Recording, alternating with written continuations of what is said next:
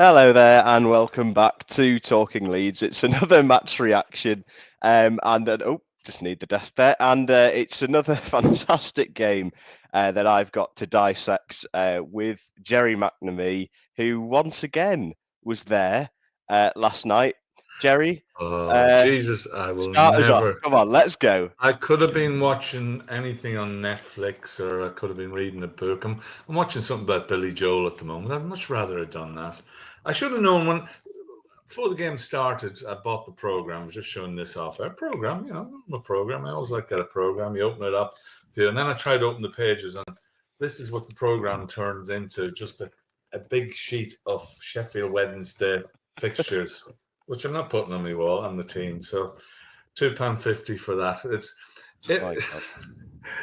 it's a club in crisis. Two stands empty, mostly Leeds fans, a team of amateurs. Normally, you would look at this game and you would think, right, it's first round, second round of the League Cup. A Premier League team gets knocked out by a Championship team on penalties. A lot of changes. That's what happens. Nobody takes any notice.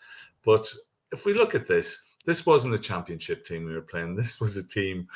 This was an academy team, and not even on a 21 team. There was two players, Jamal Lowe and the goalkeeper, who were over late 20s, 30, and the rest of the team were 20 and under. And I think if the team had 240 appearances, of which 230 of those were Jamal Lowe's and the keeper. Yeah.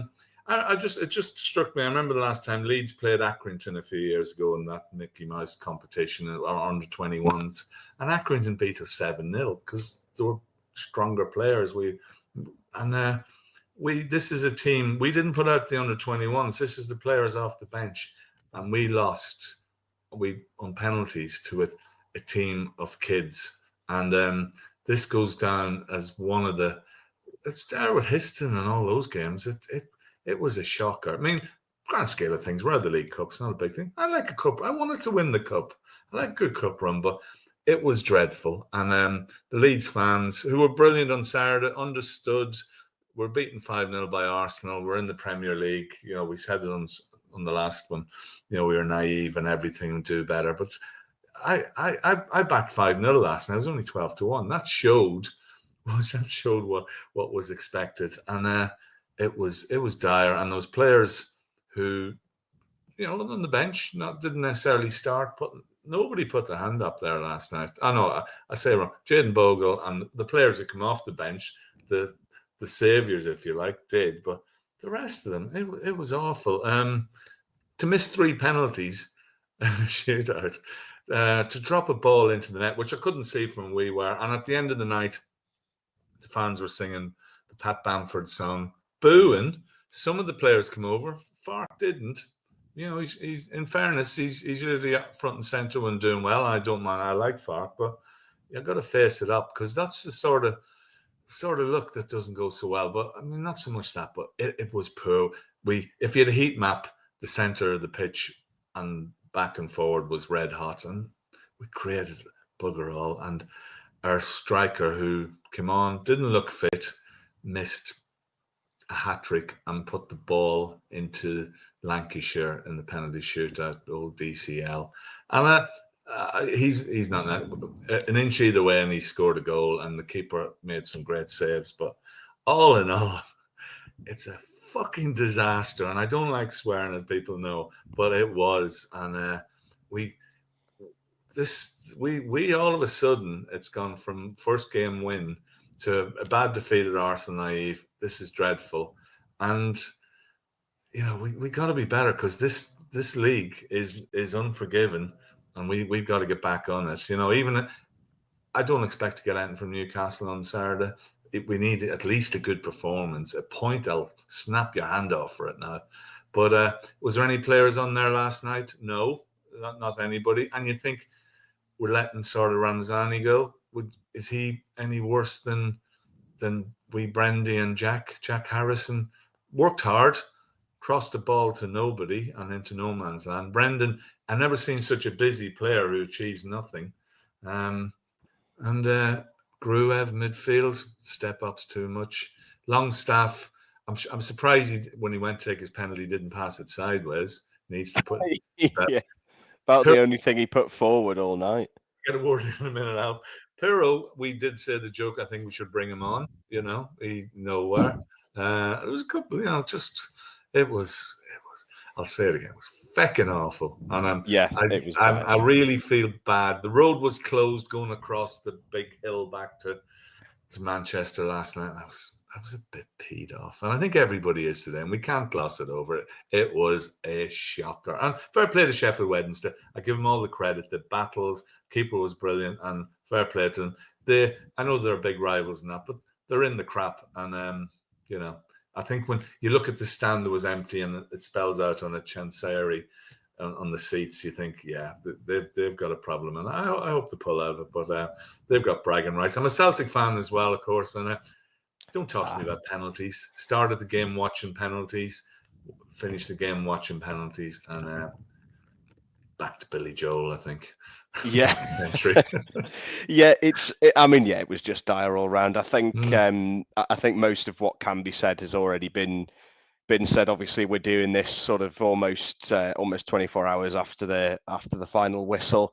I think going back to before the game, I was saying to a couple of mates that there was genuinely no upside last night for Leeds, no upside at all, because we knew we were going up against a team that obviously is completely decimated, is currently banned as well. Let's not forget, let's not sugarcoat it. They are banned from signing any players. So the only players they have are young players from the academy, and obviously players who like Jamal Lowe. I'm just looking at the team now. Palmer and Bannon, who just happen to have not slipped through the net as others have. So, but it's like, if we'd have won, nobody would have cared. If we'd have won, it was like, right, well, well done. Obviously, you did win. And if we lose, then it was always going to be a disaster. Team selection was very odd. Just showed Farke didn't care about winning that match. No matter what he said. I mean, playing Harrison at left back was bizarre. I get giving Byram a game. I get giving Bornau a game. Gruev, Longstaff, obviously Okafor, giving him a run about.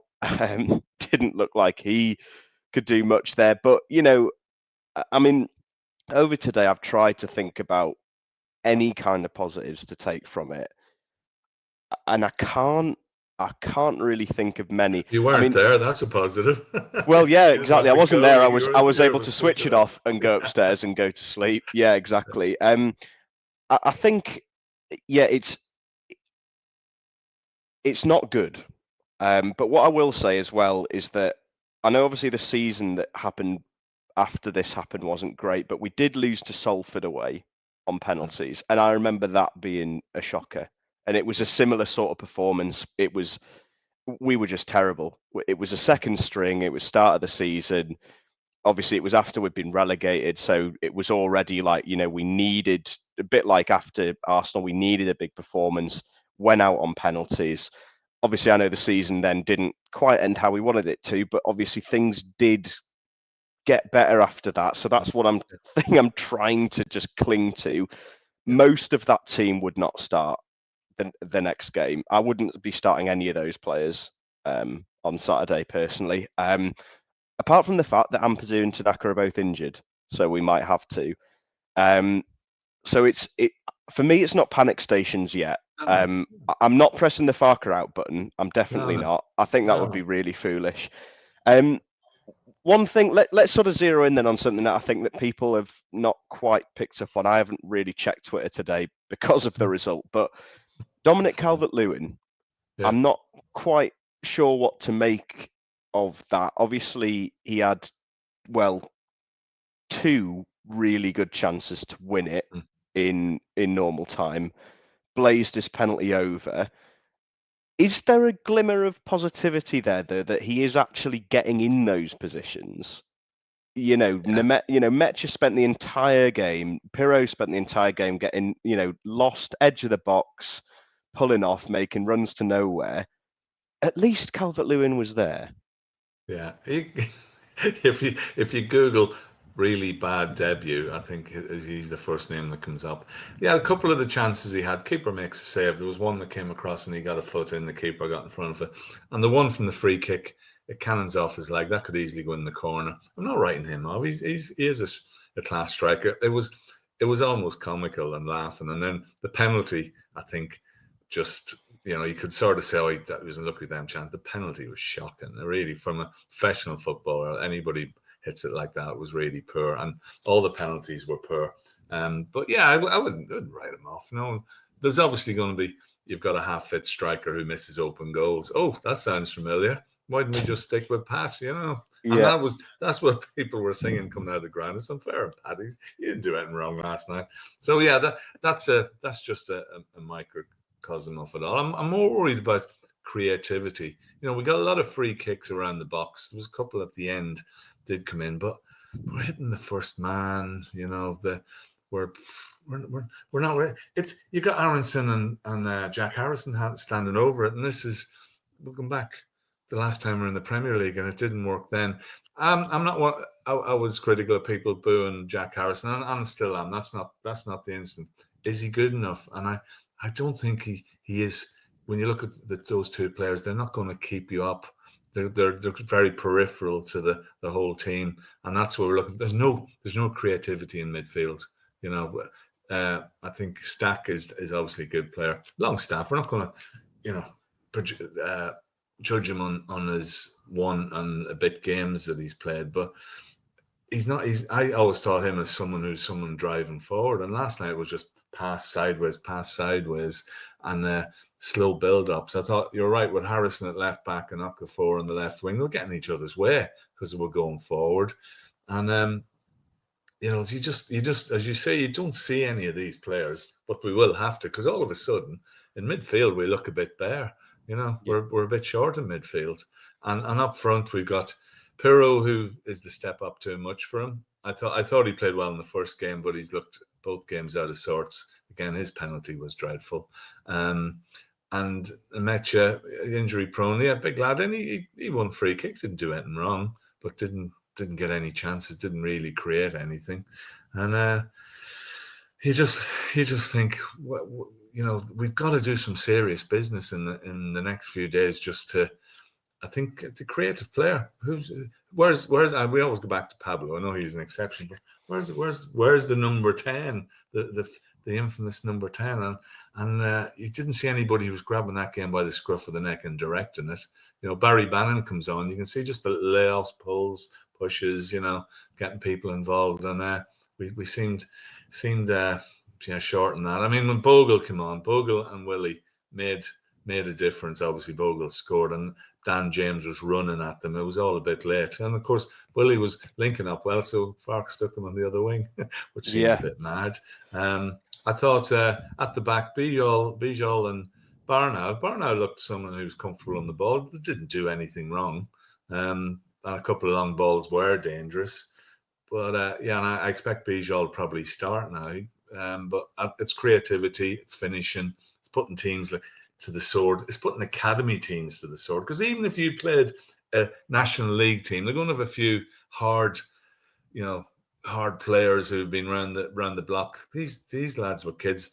I'm fed up with 16 and 15-year-olds playing against Leeds this week because they've shown us up. Really have shown us up. And players, it's a reaction now.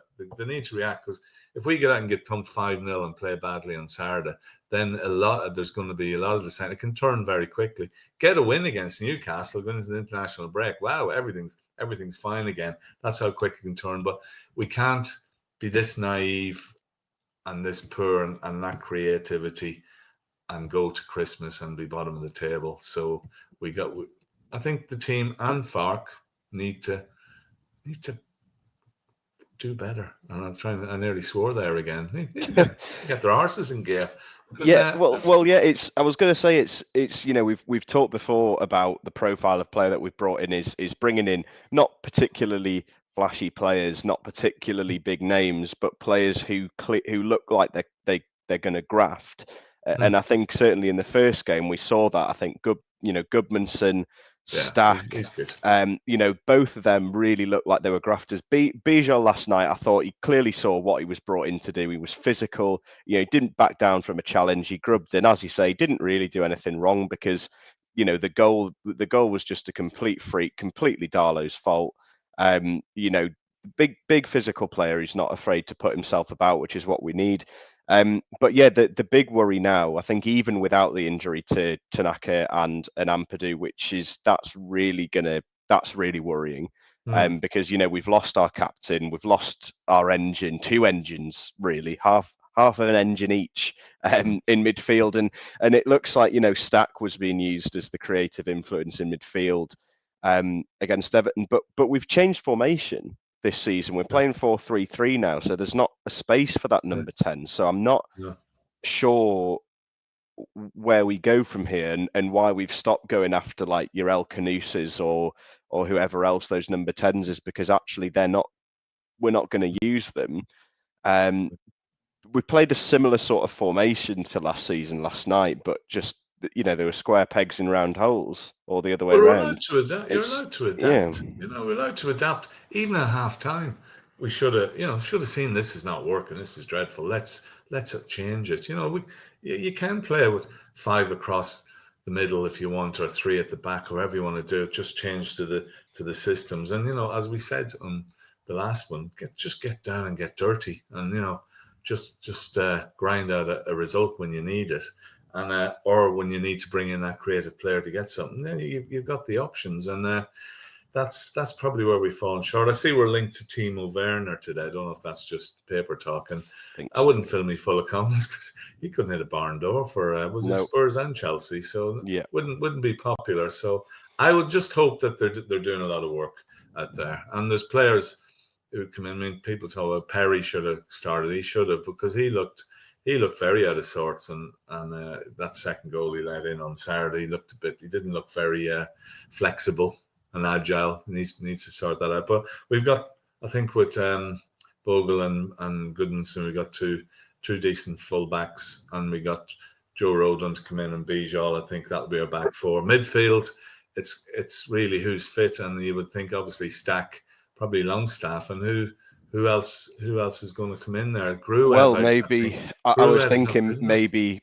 Strauch if Bijol's gonna come into centre back. That would probably be my choice. Gruev can't play. He can't play. Well, Gruev doesn't have a right foot. It's ridiculous. He's I get left-footed. You have left-footed players, but he's ridiculously left-footed, and that it genuinely looks like he's not even confident of making a short 5-10 yard pass with his right foot, which means all another team has to do is keep him on his right foot, and he can't do anything. And if we're going to be playing with a midfield that needs to both buzz around, win the ball, and then transition, so not like last year where Tanaka and Ampadu could win it, pass it off, win it, pass it off backwards, win it, pass it off forwards. Now they've got to win it and drive on. And if you've got a player like Gruev who can only pass with one foot, I mean, it's ridiculously easy to play against, as shown last night by a team that are destined for League One, and I mean they are they're on the brink of collapse. So if he can't do that, how is he going to play against a Newcastle team that might have their own injuries, but they will be absolutely chomping at the bit to play us on Saturday. Because they looked really good. Yeah, they look good with 10 men against the champions, and they're going to be going to Ellen Road looking for, like we are looking for a big result. And I do just worry that it could be another. Could be another big loss. And at that point, I'm sorry, but at that point, I do think I'll be looking at the manager, because I suppose it's your third. This is now his third opportunity to look, because I think even Everton was a good start, but there were big holes in that performance. We could easily have lost that game. We could easily have drawn that game. Dominated the ball. Everton could have nicked one. So this is his third chance to change things. And if it doesn't happen again, or if it does happen again and we lose, then it becomes a case of, well, when when do you give him the heave ho? When do you wake up Yeah. and realise what he's doing? Trouble is as well if we go into a 2 week international break, then which everything festers. But if you win, it's early to say, but I think it'll be critical by the October international break where we are and how we're playing and how it's doing and how we do in these last few days about getting players in. It'll be interesting up front. All of a sudden, our options don't seem as much as it did before. We probably start Nemecha on Saturday, and you would think Dan James comes back in and Willie and Okfora. It's probably one of those two, and the rest, Brendan and Jack Harrison, they're only going to be peripheral this season. I don't see how they're going to be changing games or giving us that bit extra. I was thinking last time, I'm going to stick Harry Gray on. At least a bit of energy, a bit of enthusiasm, maybe a bit of skill. But there we go. But it's all the negatives pop up when something like that happens. We win last night. Nobody's talking about largely. If Calvin Lewin scores a couple of goals at the end, it's a whole different narrative. Very, very fine margins, but if we keep losing, the margins are getting bigger. Fark needs to, he needs to look seriously at how we play on Saturday. We can't play like we did against Arsenal, and if we get a point, I'll take it. It'll be fantastic. Yeah. But we're a point a game, and we're on target. Let's be positive, and let's fingers crossed. We're going to be better because these last two games have. I think the constant is the away fans are just brilliant. They were brilliant on Saturday with the cheering and they were saying to the team, okay, we lost 5-0 to Arsenal. We know what it's like. We know it was a bad day, but we're still behind you.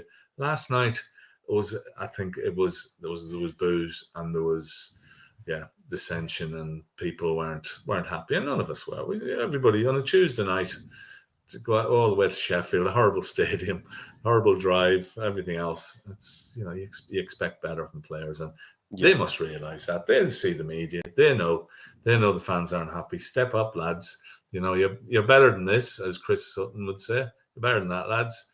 You can do better. And then good performance on Saturday, and we're back on it. So all's forgiven. I feel better already. Thanks, Alfie. I feel better. No, that's all right. Well, that's what we're here for, these therapy sessions after poor performances.